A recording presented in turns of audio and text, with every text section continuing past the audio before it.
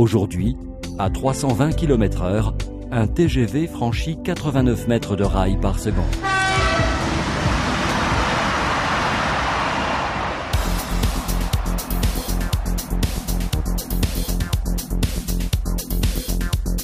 Sur la ligne à grande vitesse Rhin-Rhône branche Est, 600 km de rails sont installés et fixés sur 550 000 traverses en béton, soit en acier 3,5 fois le poids de la Tour Eiffel.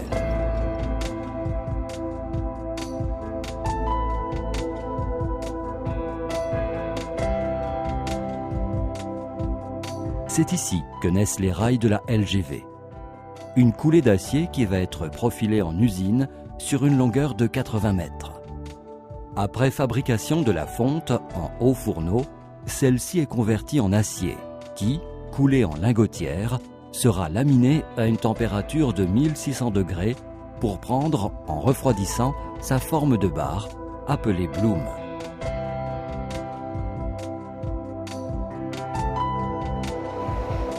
Les blooms seront ensuite portés à 1250 degrés pour subir 11 étapes successives de laminage.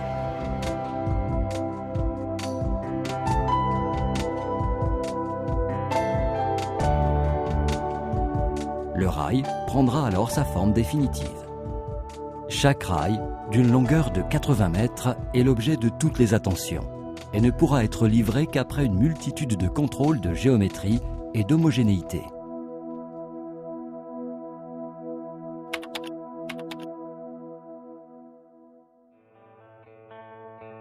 Afin d'assurer le confort des voyageurs et de diminuer les nuisances sonores, les rails utilisés sur les LGV ont une longueur de 400 mètres.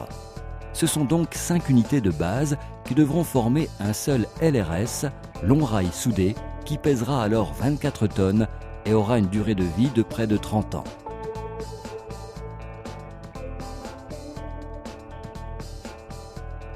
C'est en Côte d'Or, dans les ateliers de Solon-la-Chapelle, que les rails de 80 mètres livrés par les aciéries vont être assemblés.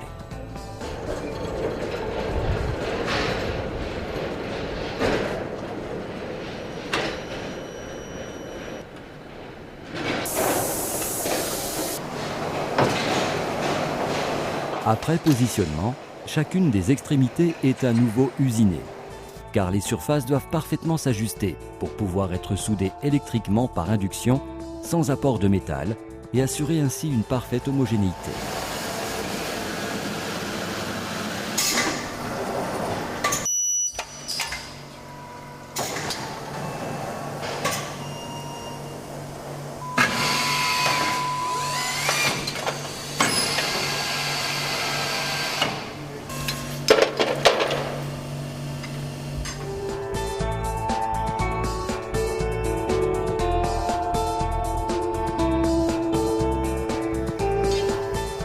Aucune soudure n'échappe aux nombreux contrôles de rectitude et de matière avant les ultimes meulages.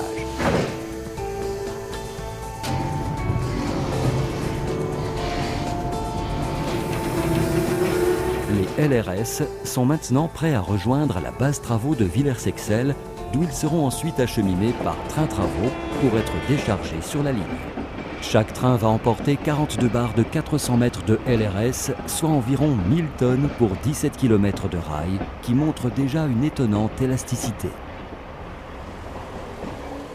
Dans le même temps, à Chalon-sur-Saône, sont fabriquées les futures traverses de voies en béton sur lesquelles les rails seront posés.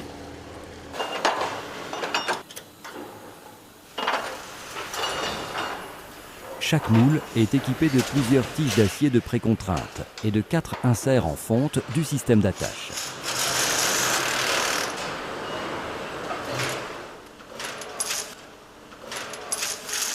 Après vissage des tiges d'acier et mise en tension des précontraintes, les moules vont être mis en vibration pour leur remplissage de béton.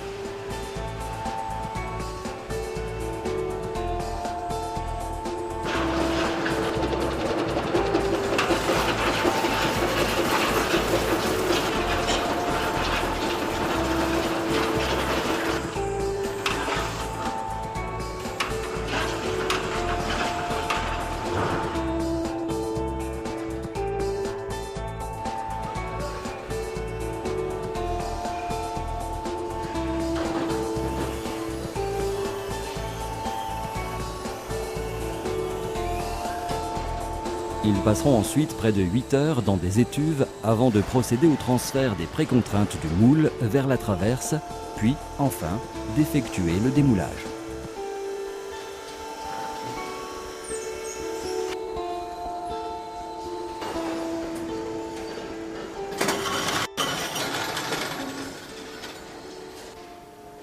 Aucune traverse n'échappera aux nombreux contrôles de qualité et conformité avant la mise en place de leur système d'attache et la pose des semelles sous rail en caoutchouc.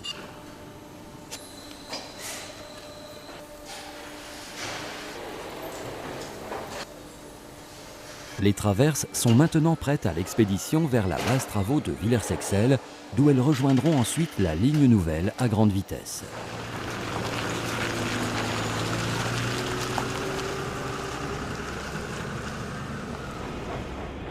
Acheminés sur la plateforme, les LRS sont déchargés depuis une voie provisoire.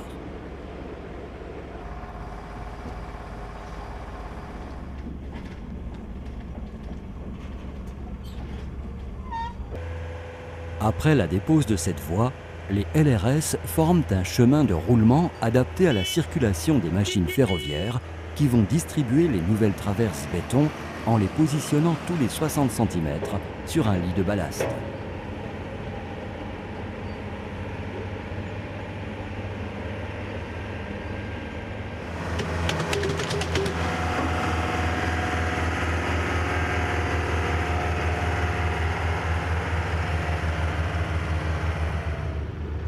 Les LRS sont ensuite mis en place sur les traverses par translation, puis clipsés sur ces dernières, et enfin soudés entre eux au rythme d'environ 1 km par jour.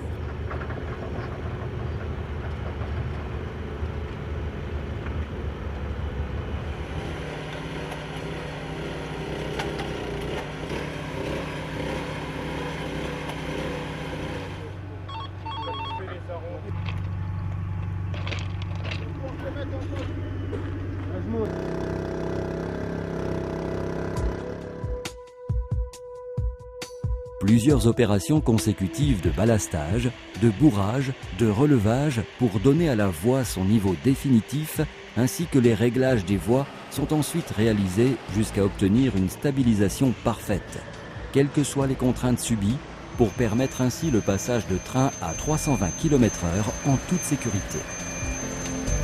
Il faut 4 tonnes de ballast pour emprisonner 1 mètre de voie LGV. Près de 1700 points de contrôle vont ensuite être réalisés pour répondre aux strictes exigences de qualité, de sécurité et de fiabilité. Les LRS seront ensuite libérés de leurs contraintes, une opération très technique de mise en longueur du rail afin que les phénomènes normaux de contraction et dilatation du métal liés aux températures puissent s'exercer sans que la voie ne se déforme.